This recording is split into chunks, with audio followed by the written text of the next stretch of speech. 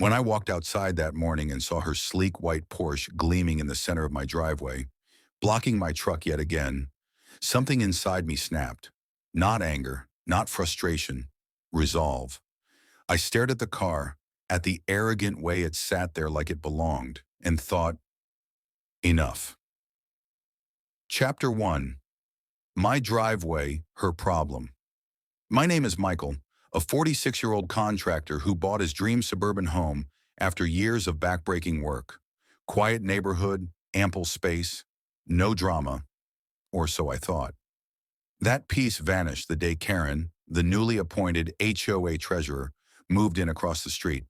Elegant, perfectly dressed, and with an ego as polished as her Porsche, she never bothered introducing herself. Instead, she introduced her rules. And shortly after, her parking habits. At first, it was just for a minute. Then I was running late. Then your driveway wasn't being used. Every complaint I filed was misunderstood. Every warning I gave was not HOA compliant.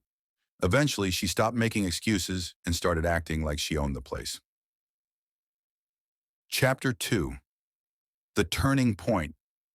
One afternoon, I returned from a long day's work hauling lumber. My back ached, my hands were blistered, and her car, again, was blocking my driveway. I knocked on her door. She opened, sipping wine like she was royalty. "Karen, I've told you before. You can't park on my driveway." She rolled her eyes. "Michael, it's community property. We all maintain standards here. Besides, a Porsche looks better than that rusted truck of yours." My fist clenched. "This is private property. Move it now, or I'll have it removed." She smirked. "Try it. The HOA will fine you." That night, I lay awake staring at the ceiling. I remembered my father telling me, "Son, respect isn't demanded. It's earned. But sometimes it must be reminded." I smiled to myself and whispered, "Time to remind her." Chapter 3. The Sign. Next morning before sunrise, I walked outside carrying a wooden board I'd painted myself.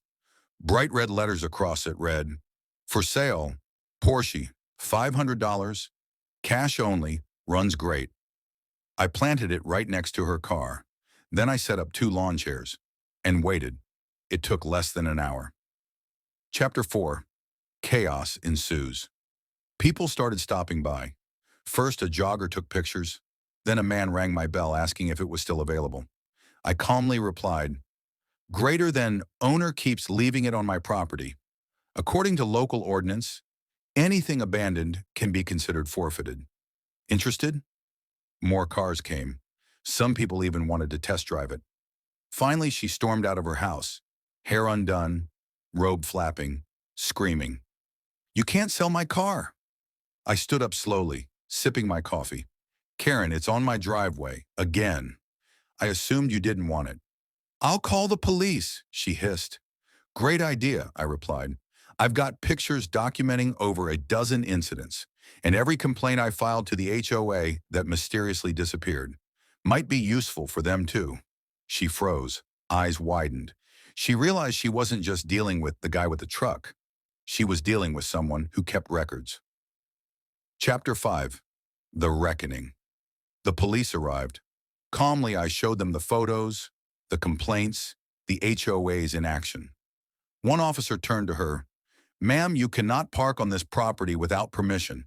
Any further incidents will result in towing or charges." She sputtered.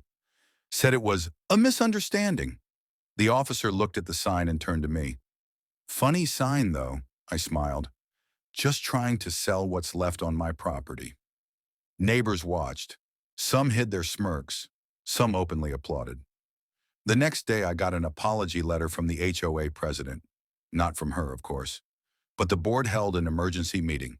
Karen was removed as treasurer, fined for harassment, and ordered to cover my legal consultation costs. She hasn't parked anywhere near my driveway since.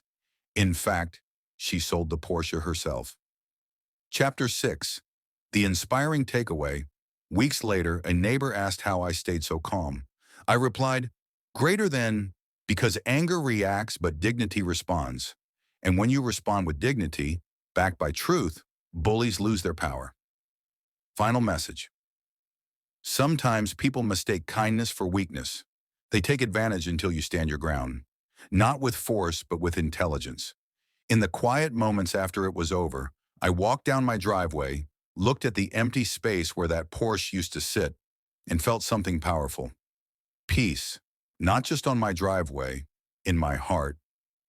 Moral of the story, protect your space, physical and emotional. Respect isn't given, it's demonstrated. And when you fight back with grace instead of rage, you don't just win, you teach a lesson they'll never forget.